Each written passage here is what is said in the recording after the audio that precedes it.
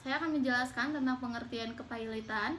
Pengertian kepailitan berdasarkan pasal 1 ayat 1 UU KPK-PU, kepailitan adalah sita umum terhadap atas semua kekayaan debitur yang pengurusnya dilakukan oleh kurator di bawah pengawasan hak pengawas. Istilah pailit berasal dari beberapa bahasa Prancis yaitu valid, Belanda yaitu faililet, dan Latin itu valir. Menurut KBBI, pailit adalah keadaan tidak mampu membayar hutang. Menurut Black Cloud Dictionary, pailit adalah ketidakmampuan membayar hutang, jatuh tempo yang memerlukan permohonan kepada pengadilan. Berikutnya ada terminologi lain, yaitu sistem Anglo-Saxon menggunakan istilah bankruptcy dan sistem Eropa kontinental menggunakan istilah failismen. Dan yang ketiga itu ada insolvency, dia terbagi dua. Yang pertama technical insolvency, yaitu bersifat sementara, dan bankruptcy insolvency, yaitu kondisi bisnis buruk. Selanjutnya ada esensi dan tujuan kepailitan. Esensinya ialah sita umum terhadap harta debitor untuk kepentingan seluruh kreditor.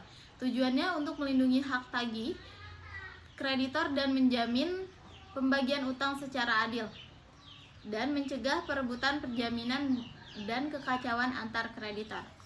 Selanjutnya ada prinsip hukum kepailitan, yaitu menganut asas pari passu pro rata parte atau pembagian proporsional.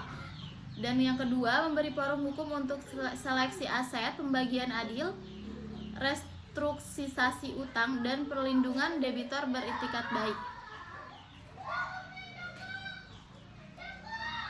Dan yang terakhir itu ada fungsi kepailitan. Fungsinya yaitu untuk melindungi kreditor dan debitor secara seimbang. Yang kedua, mengatur prioritas pembayaran piutang dan prosedur pailit.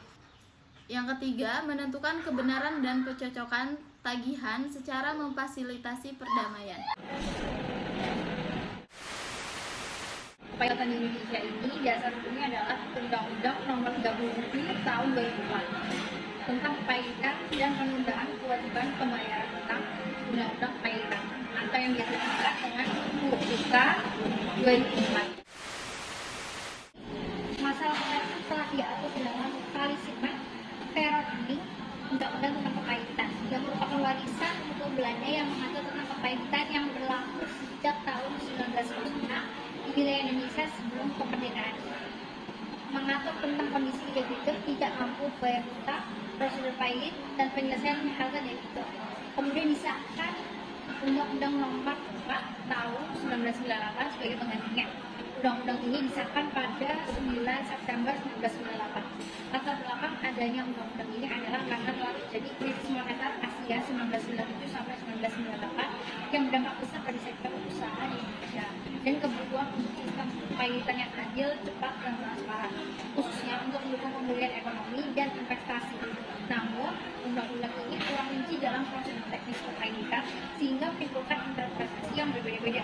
Proses praktiknya di Indonesia pun masih rawan penyalahgunaan sehingga digantikan oleh Undang-Undang Nomor 37 Tahun 2004 yang lebih komprehensif dan masih berlaku sampai saat ini. Berikut tabel ringkasan pasal penting Undang-Undang Nomor 37 Tahun 2004.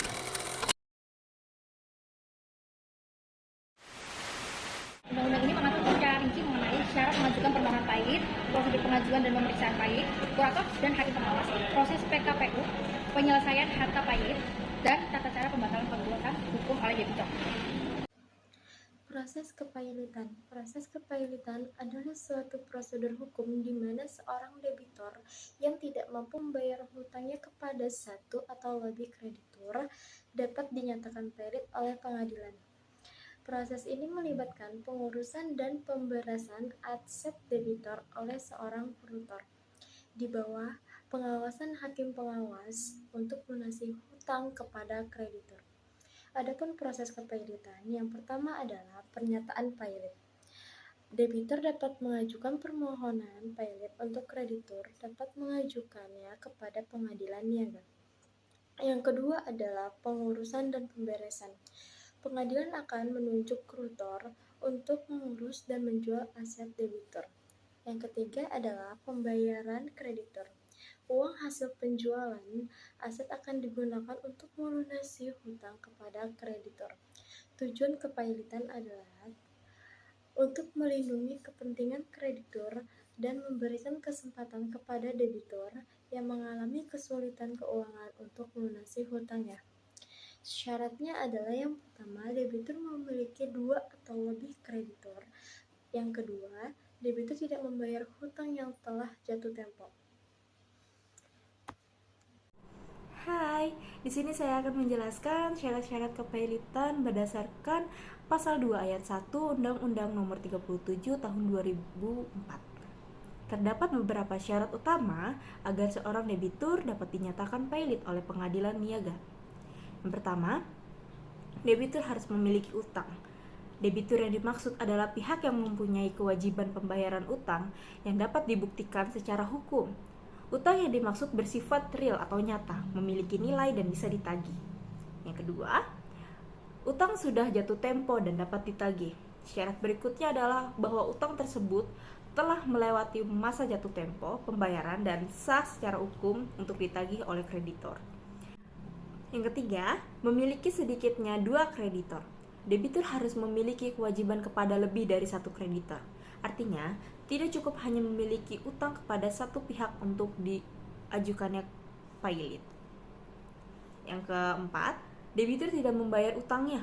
Meskipun hanya 1 utang yang tidak dibayar, selama utang tersebut telah jatuh tempo dan dapat ditagih, serta ada 2 atau lebih kreditor, maka syarat kepailitan dianggap terpenuhi. Dan yang kelima, permohonan diajukan ke pengadilan niaga. Permohonan pailit diajukan oleh kreditur, debitur itu sendiri, kemudian kejaksaan apabila menyangkut kepentingan umum, Bank Indonesia atau OJK untuk lembaga keuangan, atau kurator, atau bisa disebut dalam kondisi tertentu seperti setelah pembatalan perdamaian. Dan yang keenam, itu adalah penetapan oleh pengadilan niaga.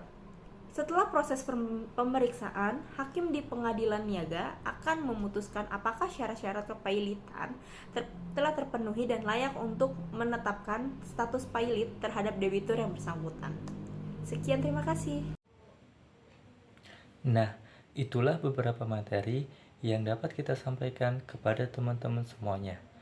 Dari beberapa penjelasan materi kepailitan tersebut, semoga kita dapat memperoleh pemahaman yang lebih mendalam mengenai konsep kepailitan, mulai dari pengertian kepailitan, dasar hukum kepailitan, proses kepailitan, maupun syarat-syarat kepailitan. Seperti yang sudah kita ketahui bersama, kepailitan bukan sekedar kondisi ketidakmampuan membayar hutang, tetapi merupakan proses hukum yang memiliki tata cara tersendiri dan bertujuan menciptakan keadilan serta kepastian hukum bagi para pihak yang terlibat. Melalui presentasi ini, dapat kita ambil kesimpulan bahwa yang dapat dinyatakan mengalami kepailitan adalah debitur yang sudah dinyatakan tidak mampu membayar utang-utangnya lagi. Hal ini berdasarkan Pasal 1 Ayat 1 Undang-Undang Nomor 37 Tahun 2024 tentang kepailitan dan penundaan kewajiban pembayaran utang. Proses ini menciptakan pelindungan hukum bagi kreditur dan memberikan jalan keluar yang adil dalam pembagian aset debitur. Dengan demikian, kepailitan bukan hanya bentuk sanksi, melainkan sarana penyelesaian yang tertib dan teratur. Terdapat pula beberapa pihak dalam kepailitan, yaitu pihak pemohon pailit yang telah diatur dalam Pasal 2 Undang-Undang Kepailitan Nomor 37 Tahun 2024, pihak debitur, dan hakim niaga yang pada tingkat pertama diperiksa oleh hakim majelis.